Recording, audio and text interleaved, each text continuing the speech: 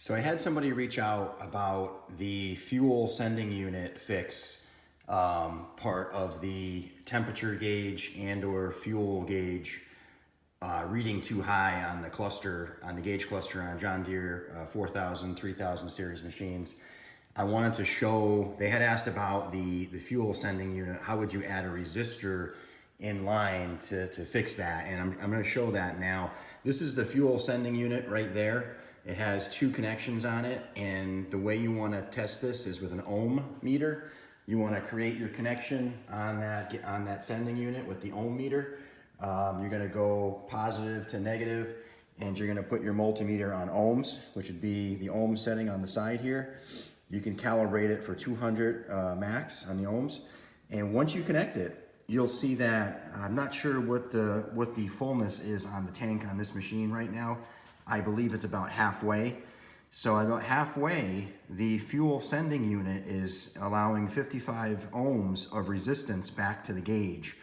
Now, let's say your gauge, when it's full, is, 10 ohms, right? Let's say it's full at 10 ohms. Then you could add in a resistor, right? This is a resistor kit you can buy online, and it ranges from 10 ohms to 1 million ohms, right, in line. You wanna get the resistor that would bring you within range on your gauge to show full, right? So if you think about that, all you're gonna do is you're gonna pull that wire. You can pull one of the wires, and you can put a resistor in between the wire and the sending unit, creating an inline additional resistance with a resistor to make your ohms work on the gauge. So if you think about it, when you fill the tank and you look at your gauge, if it's way past full on the gauge, your gauge has malfunctioned because the windings in the gauge are shorting out, and therefore when you have a full tank, it's showing way past full because it doesn't require that much voltage now to get your gauge to reach full, and therefore it's putting it past the full mark, right? Because it needs more resistance in there in line to bring that voltage down. So resistance goes up, voltage goes down, right? So that's kind of the equation you want to think about. So the way you want to fix this is not so much looking at the ohm meter. I'm just showing you this to show what the resistance is right now on the circuit.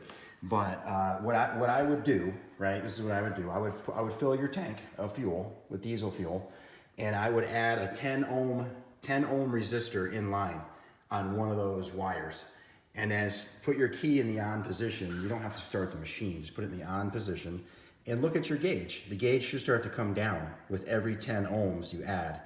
If 10 ohms doesn't move the gauge, add a 50 ohm, a 50 ohm resistor. Take the 10 ohm resistor out, add 50, and see if that moves it back down.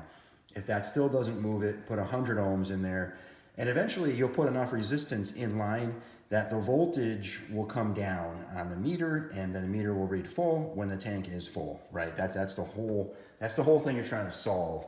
So hopefully that's helpful. That's how you would do that on the fuel sending unit to prevent the need to change out the entire cluster if you want the fuel gauge to work again accurately. So this whole thing is just solving the simple problem that the fuel gauge windings are shorted out because they failed, and it's reading too full a fuel level, or always full of a fuel level, when it's not always full. Obviously the sending unit isn't saying that, and this fix will prevent you from having to buy a whole new instrument cluster for $300, $400, $500, and should prevent that need. And you can simply recalibrate your fuel gauge full voltage by adding more inline resistance to the sending unit wires, one of the sending unit wires. So if you have any more questions on this, feel free to reach out. This is what I would recommend. I got this kit online with all these resistors for about $10 to $20 for the entire kit. So that's what you're looking at to fix this potentially versus replacing the entire cluster.